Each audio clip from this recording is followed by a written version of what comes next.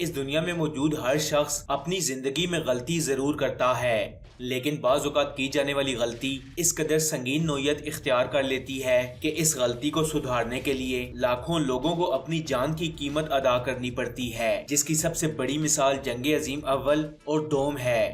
جی بالکل، جنگ عظیم اول ایک چھوٹی سی غلطی سے شروع ہوئی اور پھر اس جنگ نے لاکھوں لوگوں کو نگل لیا۔ اس ویڈیو میں آپ کو دنیا میں کی جانے والی کچھ ایسی غلطیوں کے بارے میں بتاؤں گا جن کی وجہ سے پوری دنیا کا نقشہ بدل گیا۔ اگر یہ غلطیاں سرزد نہ ہوتی تو آج یہ دنیا کسی اور طرح نظر آتی۔ پھر سب سے پہلے بات کرتے ہیں اس غلطی کی جس کی وجہ سے جنگ عظیم اول شروع ہوئی اور اس نے پوری دنیا کو اپنی لپیٹ میں لے لیا۔ فرینڈز 1914 میں آسٹرو ہنگری ملک کا اکلوتا شہزادہ جس کا نام فرانز فرڈینینڈ تھا اپنی گاڑی میں سیر و تفریح کے لیے نکلا، لیکن اس کے مخالف لوگ اس کو قتل کرنے کی غرض سے اس کی جاسوسی کر رہے تھے اور فرانز فرڈینینڈ اس بات سے لا علم تھا۔ یہ شہزادہ اپنی بیوی کے ساتھ گاڑی میں موجود تھا جہاں بہت سے لوگ اس کا استقبال کر رہے تھے۔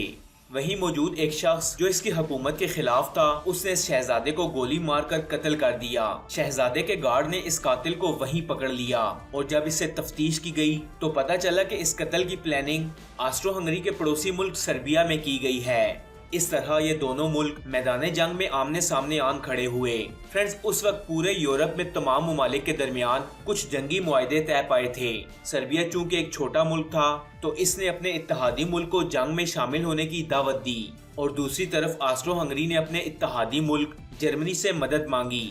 اس طرح Russia, Germany, Austro Hungary, Serbia, France اور سلطنت عثمانیہ تک اس جنگ کی تپش پہنچی، جو بعد ازاں اٹلی، برطانیہ اور یورپ کے کئی ممالک اس جنگ کی لپیٹ میں آ گئے۔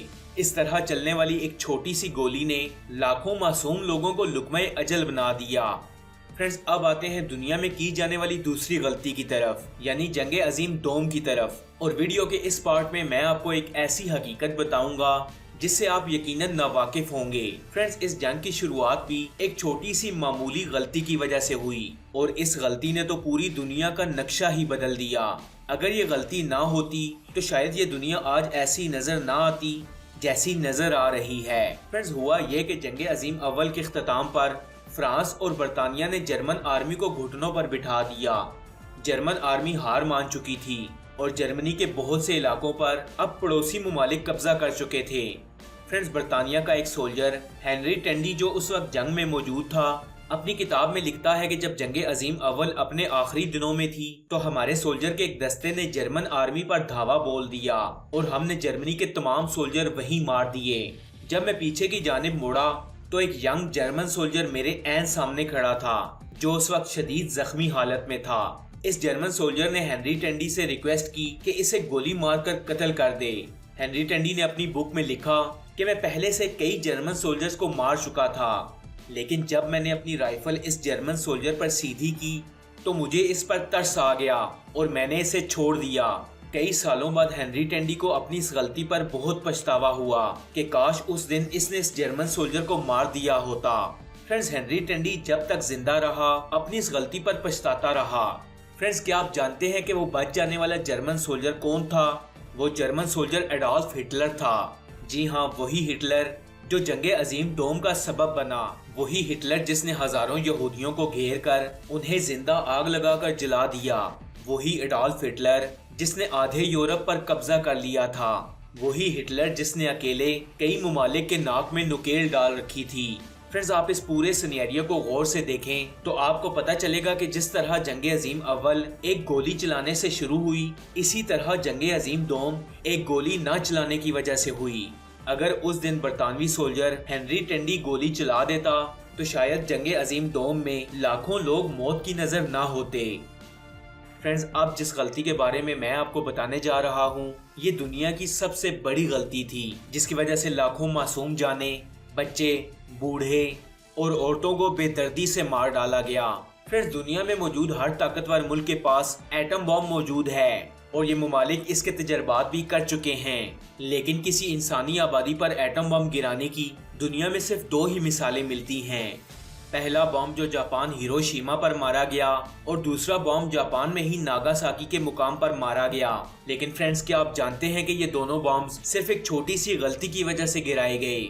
یہ غلطی ایک لفظ کے غلط ترجمے کے باعث سرزد ہوئی جو لاکھوں لوگوں کو نگل گئی۔ فرینڈز، ہوا کچھ یوں کہ جب جرمنی اپنی ہار تسلیم کر چکا تھا اور مختلف افواج پورے یورپ پر قبضہ کر چکی تھی تو جاپان کو اس کے اتحادیوں نے سرنڈر کرنے کا مشورہ دیا۔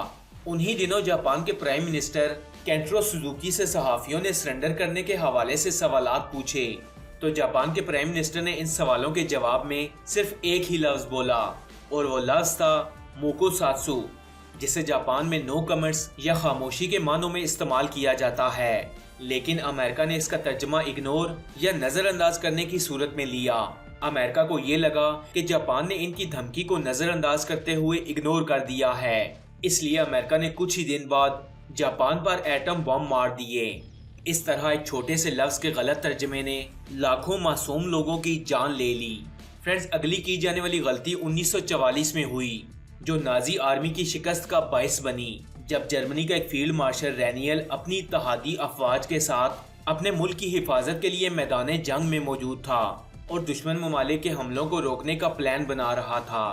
فرینڈز، 6 جون کے دن اس کی بیوی کی سالگرہ تھی اور یہ اپنی بیوی کی سالگرہ منانے اپنی بیوی کے ساتھ دوسرے شہر چلا گیا۔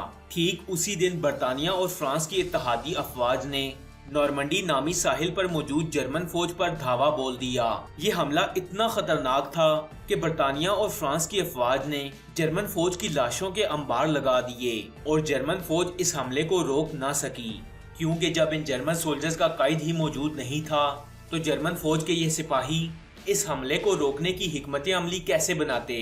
فرینڈز، اس پورے انسیڈنٹ پر ایک مووی بھی بن چکی ہے جس کا نام ڈی ڈے نارمنڈی رکھا گیا ہے اور اس مووی میں اس پورے واقعے کو کور کیا گیا ہے۔ اس طرح ایک فیلڈ مارشل رینیل کی جانے والی ایک چھوٹی سی غلطی نے جرمن آرمی کے ہزاروں فوجیوں کو موت کی نیند سلا دیا اور اس غلطی کے باعث اس علاقے پر قبضہ بھی کر لیا گیا۔